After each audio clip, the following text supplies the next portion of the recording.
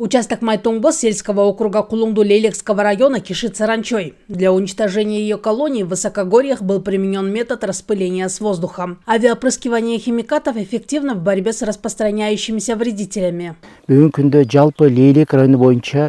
данный момент по Лейлекскому району от марокканской саранчи химикатами обработано более 3000 гектаров земли. Если работа будет продолжаться в таком темпе, то к следующему году мы сможем сократить популяцию марокканской саранчи на 60–70%. Ушул Марокко чертесіне бір 60–70%ке жеңілдетіп, жоқ қылудың әрекетінде тұрабыз. Ранее специалисты управления химизации, защиты и карантина растений Баткенской области провели масштабные исследования. Они объездили пастбища, предгорья и пашни. Внимательно наблюдая за состоянием каждого растения, специалисты точно определили очаги вредоносной саранчи.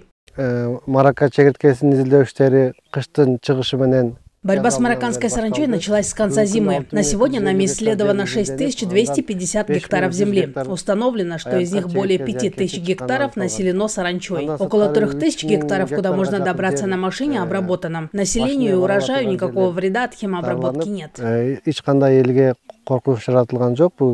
Марокканская саранча – одна из самых опасных вредителей, наносящих значительный ущерб сельскохозяйственным культурам. Она отличается тем, что может массово размножаться в весенние месяцы, образовывать стаи и перелетать на очень большие расстояния. В основном встречаются в засушливых, полупустынных, скалистых или горных участках. Бұл Марокко чертесі негізінен ушул елдерінің егініне чөп тұрған болса, бұл барын жейді.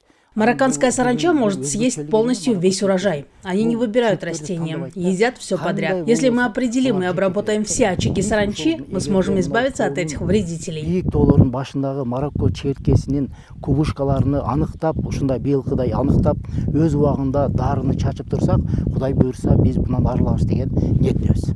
Стоит отметить, что в настоящее время ведутся активные работы по борьбе с марокканской саранчой, которая наносит значительный ущерб сельскому хозяйству региона. Химические препараты, используемые при обработке, подобраны в соответствии с международными требованиями и позволяют эффективно бороться с саранчой, не нанося вреда окружающей среде.